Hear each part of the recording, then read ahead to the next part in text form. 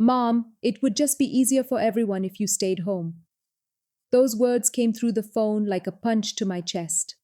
My son Daniel's voice was tight, rehearsed, like he'd practiced this speech in front of a mirror. Meredith's parents are paying for everything, he continued, and they have expectations. I couldn't speak. I just stood there in my nightgown, gripping my phone so hard my knuckles went white. Please don't make this harder than it has to be. 22 years of single motherhood, erased in one phone call. I thought raising him alone meant something. I was about to discover exactly what my absence would reveal. My name is Victoria. I'm 54 years old, and until that phone call, I thought I'd done everything right. I became a widow at 32. My husband Robert died in a construction accident. One morning he kissed me goodbye, told me he'd bring home pizza for dinner. By noon, I was identifying his body at the hospital. Daniel was only 8 years old. After that, it was just the two of us against the world. I worked as a seamstress at a bridal alteration shop during the day. Beautiful dresses, happy brides, women planning the most important day of their lives. Then at night, I cleaned office buildings until midnight, sometimes later. For 15 years, I worked those double shifts. My hands were always tired, my back always ached, but I kept going because Daniel needed me. We lived in a small 2-bedroom house, nothing fancy, peeling paint on the shutters, a kitchen table I bought at a garage sale. But that house was always filled with love, always filled with the smell of something cooking, always filled with the sound of Daniel's laughter. I wasn't polished. I didn't know which fork to use at fancy dinners. I didn't own designer clothes or expensive jewelry. But I knew how to show up. I knew how to fight for my son when nobody else would. Daniel was my whole world. That's why I never remarried, never dated, never chased my own dreams, because every dream I had, I poured into him. I put him through college, watched him get his business degree, stood in the back of that graduation ceremony, and cried so hard a stranger handed me tissues. I thought I'd done enough. Then, 3 years ago, he met Meredith, and everything slowly changed. If you've ever been pushed aside by your own child, subscribe right now and tell me where you're watching from. I need to know I'm not alone in this. Let me tell you about that phone call, every painful detail. It was 9:47 p.m. on a Tuesday. I remember because I'd just settled into bed with a cup of chamomile tea and a rerun of my favorite cooking show. I was wearing my old flannel nightgown, the one with the faded roses, comfortable, content. Then my phone rang. Daniel's name on the screen. I smiled. He hadn't called in weeks. I figured maybe he wanted to discuss wedding details, maybe ask about my dress, maybe just hear my voice. I was wrong. His voice was tight from the first word, strained, and in the background I could hear Meredith whispering, prompting him, coaching him through every sentence. Her parents are hosting 300 guests, Daniel explained. Very formal, old money families. You'd be uncomfortable, Mom. Uncomfortable. Like I was some stray dog who might knock over the china. I tried to compromise. I'm good at that. Shrinking myself to fit into spaces that don't want me. I'll sit in the back, I said. My voice was shaking, but I pushed through. I won't give a speech. I won't draw attention. I just want to see my boy get married. That's all I'm asking. Silence. Then Meredith's whisper, too low for me to catch the words. Then Daniel's response, the one that broke me. Mom, please. Can you not make this about you for once? For once. For once? After everything I sacrificed? After every meal I skipped so he could eat?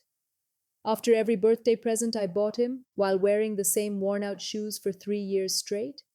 For once, I didn't argue. Couldn't. The words wouldn't come. Daniel sighed like I was being difficult. Thank you for understanding, he said, though I hadn't agreed to anything. I'll send pictures. Click. That night I couldn't sleep. At 2 a.m. I did something I'd been avoiding. I pulled up the wedding website Meredith had created.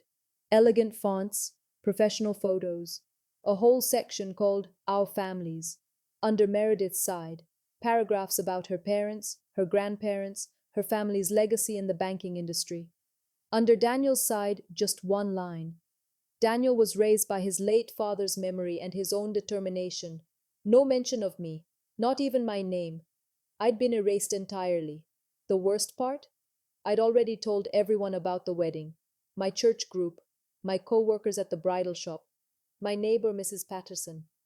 Everyone knew. Everyone was excited for me. Now I had to explain why I wouldn't be there. Monday at work, Karen from the front desk asked casually, "So what are you wearing to the big day?" I froze, then lied. "I'm not feeling well. I might have to miss it." She frowned, tilted her head. "What did you do wrong?" The assumption hit like a slap, like it had to be my fault. Like a mother who isn't invited to her son's wedding must have done something to deserve it. I mumbled something and escaped to the back room. That night, I sat alone in my living room, staring at the dress I'd bought. Sage green, modest, beautiful. $89 on sale, the most I'd spent on myself in years. I'd planned to cry happy tears in that dress. Now it hung in my closet like a ghost. But here's the thing. The wedding wasn't the first betrayal, just the biggest. Looking back, the signs had been there for months. I'd just been too desperate to see them. 6 months before the wedding, Meredith's family hosted an engagement celebration, a big party at their country club. I waited for my invitation. It never came. When I finally asked Daniel about it, his voice was casual, dismissive. "It was small, Mom. Just immediate family. Just immediate family." A week later, I saw the Instagram photos. Over 40 people, Meredith's cousins, her college roommates, her co-workers, even the family's dog groomer made the guest list. But not me. I was the only person from Daniel's side who wasn't there. When I mentioned the photos, Daniel's tone shifted. Sharp, irritated. "You're being dramatic. It wasn't a big deal." Wasn't a big deal. 3 months before the wedding, I ran into Daniel and Meredith at the supermarket. I was in the produce section squeezing tomatoes when I spotted them near the organic vegetables. My heart lifted. I started walking toward them with a smile. Then I saw Meredith's face, the way her nose wrinkled slightly, the way she grabbed Daniel's arm and tugged. I was close enough to hear her whisper, "Let's go. This is embarrassing." Embarrassing. My son, my Daniel, looked at me, and I saw something I'd never seen before. Shame. He mouthed, "Sorry," without making a sound. Then he followed Meredith out of the store without looking back. I stood there holding a tomato, feeling like I'd been slapped in public. A week later, I called Daniel to check in. The phone rang twice. Then I heard a click, the unmistakable sound of being put on speakerphone, and then a woman's voice. Not Meredith. Older, sharper. "Is this the cleaning lady you mentioned?" Meredith's mother. I waited for Daniel to correct her, to say, "No, that's my mom," to defend me, to acknowledge me. He didn't say a word. I hung up. He didn't call back. 2 months before the wedding, Daniel showed up at my house unexpectedly. First visit in 7 months. My heart nearly burst. I thought, foolishly, desperately, that maybe he was coming to apologize. Maybe Meredith had changed her mind. Maybe my son had finally remembered who I was.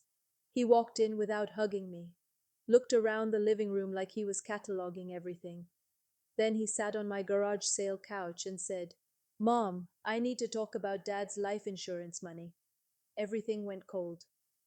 "I think I deserve my share," he continued. "For the wedding. Meredith wants to honeymoon in Bora Bora. Her parents expect us to cover it. They're saying $30,000 minimum." I stared at him, this stranger wearing my son's face. "Daniel," I said slowly, "that money paid off this house. It paid for your college. It kept us alive when I couldn't make rent." He didn't blink. "You spent my inheritance on yourself." On myself. Like I'd been living in luxury. Like I'd been taking spa vacations while he suffered. I wanted to scream, to list every sacrifice, every skipped meal, every Christmas where I wrapped thrift store finds in newspaper because I couldn't afford gift wrap. But something inside me shifted instead, hardened, like hot metal cooling into steel. I think you should leave, I said quietly. He did. After that, I stopped calling. Stopped waiting by the phone. Stopped saving leftovers, just in case Daniel visits. I took his graduation photo off the mantel, put it in a drawer. At work, Karen noticed the change. You seem different, Victoria. I just smiled. I'm finally seeing clearly. What they didn't know was this. My husband Robert was smarter than anyone ever gave him credit for. Before he died, while he was still working construction and coming home with sawdust in his hair, he sat down with a lawyer and set up a trust fund for Daniel. The money would be released when Daniel got married. $175,000. Every penny Robert had saved. His construction union benefits. His life's work. But Robert knew something about love, about family, about what happens when people forget where they came from. So he added a condition. The trust couldn't be released unless I co-signed. Robert wanted to make sure Daniel never forgot his mother, never cut me out, never acted like I didn't exist. Daniel knew about the trust, but he didn't know about the co-signature requirement. He assumed the money would just appear, like magic, the moment he said, I do. There was more.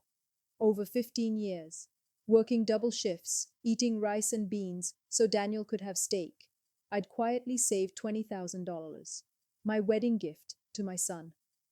It sat in an envelope in my closet, waiting for the right moment. And here's the thing about Meredith's family. They were wealthy, sure, but they were also notoriously cheap. They paid for the wedding because appearances mattered, but they expected Daniel to fund the honeymoon, the first house, the lifestyle Meredith was accustomed to. They assumed his family money would cover everything. I'd planned to surprise Daniel with all of this. The trust, the savings, a fresh start for his new life. Now I wasn't so sure. Maybe this surprise should wait. Maybe they should learn what invisible really looks like.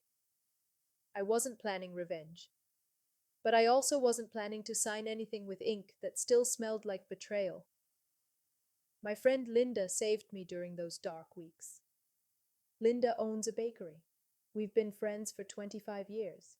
She makes the best lemon cake you've ever tasted, and she doesn't take nonsense from anyone. Turns out, her bakery was hired to make Daniel's wedding cake. When I finally told her the truth, all of it, she nearly put her fist through a wall. You're telling me that boy asked you not to come? The same boy you worked 3 jobs for? I nodded, too tired to cry anymore. I'm canceling the cake, she said flatly. Linda, don't. I don't want to cause a scene. She grumbled but agreed. For my sake. A week later, she called me. Her voice was strange, tight. Victoria, I need to tell you something about the cake tasting. I gripped the phone harder. Meredith's mother was there. She asked Daniel if he had any family attending the wedding. I held my breath. Daniel said, Linda paused.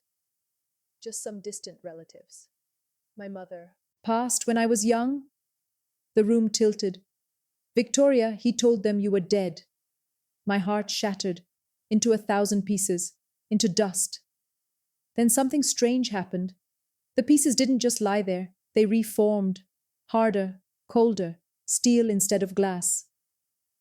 A few days later, I got a call from Mr. Harrison. He was the family attorney who managed Robert's trust. Mrs. Thompson, Daniel submitted paperwork to release the trust. I need your signature. I kept my voice steady. How soon does he need it? He said before the honeymoon. Is there a problem? I thought about the word dead, about 300 people believing I didn't exist. Not at all, I said carefully. I just need a bit more time to review things. I didn't sign. Not yet. The night before the wedding, Daniel sent me a text. No phone call. Just a text. Thanks for understanding, Mom. This is for the best. I'll send pictures. No apology, no acknowledgement, just dismissal. I read it 3 times. Then I put down my phone and made my decision. They wanted me gone? Fine. But ghosts don't sign paperwork. And they were about to find out what else ghosts don't do. The day of my son's wedding, I woke up early. I didn't cry. I put on a simple dress, not the sage green one, and went to Saturday morning church service. I sat in my usual pew. I prayed, not for revenge, just for peace. After church, I drove to the cemetery. Robert's grave was in the quiet section, under an old oak tree. I brought fresh flowers, yellow roses, his favorite. Our boy forgot where he came from, Robert, I said quietly, but I haven't. I sat there for a while, just talking to him, telling him about Daniel, about Meredith, about how strange it felt to be erased from my own son's story. Then I went home, had tea with my neighbor, Mrs. Patterson. She didn't ask questions, just squeezed my hand and told me I was stronger than I knew. I felt something unexpected that day, calm, almost free. I found out later what happened at the wedding. Linda couldn't resist. When she delivered the cake, a gorgeous 5-tier masterpiece, she tucked a small card into the flowers on top. Just a simple message. Made with love for Daniel, Victoria's son. She would have been so proud to see this day. Meredith's mother saw it first. "Who is Victoria?" she asked loudly enough for nearby guests to hear. I thought his mother was deceased. Whispers spread like wildfire. Guests started asking questions, murmuring, looking at Daniel with confusion. His face went pale. A week after the wedding, my phone rang. Daniel. His voice was tight, angry, barely controlled. "You need to sign the trust papers. The honeymoon is booked. This is my money." I kept my voice calm, steady, like Robert would have wanted. "Your father left that money with conditions, Daniel. He wanted to make sure you'd never forget your family. I didn't forget. You told 300 people I was dead." Silence. Long, heavy silence. "I'm not signing anything," I continued, "until you look me in the eye and explain why you're ashamed of the woman who raised you. That's not fair. Neither was your wedding." Click. 3 days later, he showed up at my door. Meredith wasn't with him. He looked exhausted, dark circles under his eyes, wrinkled shirt, like he hadn't slept in days. He started angry. "You're being petty. You're punishing me because you're jealous of Meredith's family." I didn't yell, didn't raise my voice. Instead, I walked to my hallway closet, pulled out a cardboard box I'd kept for 22 years. I set it on the kitchen table and opened it. Inside, every report card I'd saved. A's and B's and a few C's, all with my comments written in the margins. His baby shoes, so tiny they fit in my palm. The overtime stubs from my cleaning job, hundreds of them, all yellowed with age, and a hospital bill from when he was 12. "You remember this?"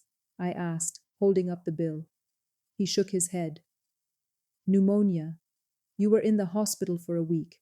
I worked 60 hours that week to pay it off. I slept in the waiting room because I couldn't afford a hotel nearby." I spread everything out on the table. Every receipt, every sacrifice, every piece of evidence that I'd spent 2 decades putting him first. "This is what petty looks like, Daniel? This is jealousy?" Something cracked in his face. The anger dissolved. His shoulders dropped. And then, tears. Real tears, streaming down his cheeks. "They said," he choked on the words, "Meredith's family said my background would hurt my career. They said, if people knew I came from nothing, they wouldn't respect me. I was terrified of losing her, Mom, terrified of going back to being nobody." "You were never nobody," I said quietly. "You were my son." He broke down completely, sobbing like he hadn't since he was a child. "I know," he gasped. "I know, I'm sorry, I'm so sorry." I let him cry. Didn't hug him, didn't comfort him. Not yet. "Daniel, I didn't raise a man who trades his mother for approval." He looked up at me, face wet, eyes red. "Your father would be heartbroken." I know, I know." I met his eyes steadily. Knowing isn't the same as fixing. I didn't sign the trust papers that day. I handed Daniel a tissue and waited until he'd calmed down. Then I said the words I'd been rehearsing for weeks. When you're ready to introduce me as your mother, not to hide me, not to explain me away, not to pretend I'm dead, we can talk. I didn't demand a public apology, didn't ask him to leave Meredith, didn't threaten or guilt or manipulate. I just asked for truth. Daniel left quietly. No promises. I didn't expect to hear from him again. Not really. But 4 weeks later, a handwritten letter arrived. Daniel's handwriting. I recognized it immediately. He didn't ask for money, not once. He apologized, really apologized for everything. The phone call, the wedding website, the grocery store, the cleaning lady comment. All of it. He told me he'd started therapy, that he was working through why he'd let fear make him so cruel, that Meredith was reconsidering things, whatever that meant. He asked if we could start over. Slowly. I read that letter on my porch, sipping my tea, watching the sun set over my little garden. I didn't cry, but I smiled. Just slightly. I wrote back one line. The door isn't closed, but it's yours to open. That night, I sat alone in my quiet house and thought about everything I'd been through. For years, I'd shrunk myself to make room for everyone else's comfort. I'd thought love meant disappearing when they needed me gone. I'd thought being a good mother meant erasing myself piece by piece until there was nothing left.